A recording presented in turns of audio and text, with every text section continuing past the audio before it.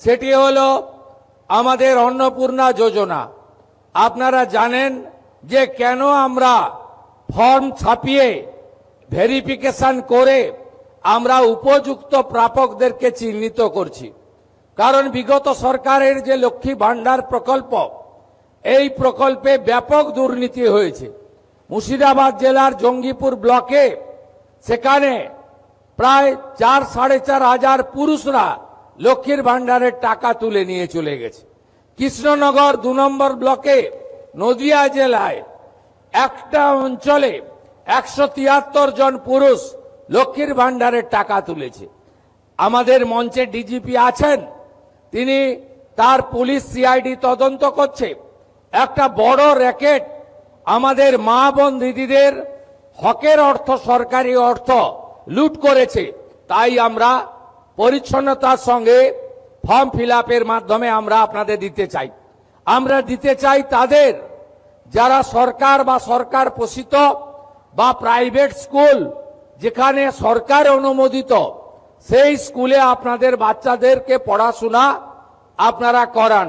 সেক্ষেত্রে বেসরকারি প্রাইভেট স্কুলও আমরা দেব যারা কেন্দ্রীয় বা রাজ্য বোর্ডের অনুমোদন পেয়েছে।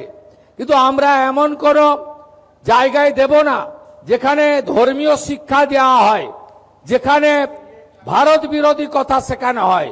সেখানে যারা পড়াশোনা করেন তাদের পড়াশোনাটা আমাদের মূল স্ট্রিম এডুকেশন, মূল ধারার শিক্ষার মধ্যে পড়ে না, আমরা তাদেরকে দেব না।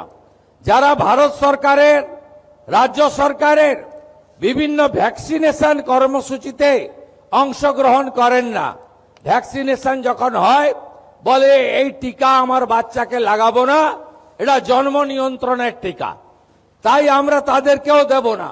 তাই আপনারা সহযোগিতা করুন। ইতিমধ্যে জুন মাসে 3 তারিখে 28 লক্ষ মা বোন দিদির অ্যাকাউন্টে 3000 টাকা করে ঢুকে গেছে।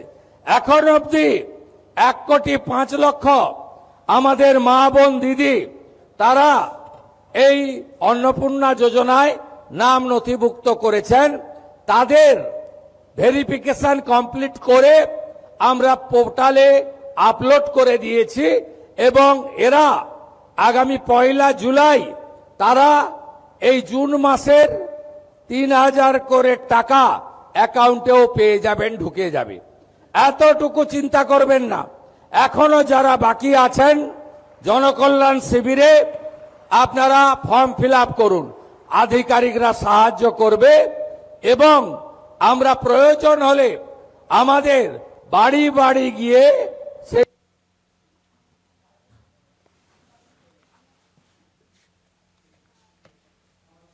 সহযোগিতা আপনাদেরকে করব।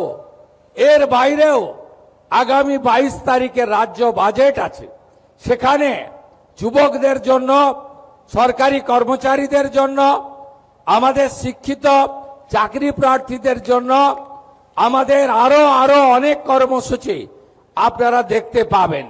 যেহেতু বাজেট আছে আমি তার আগে বলতে পারবো না। অন্নদাতা ভগবান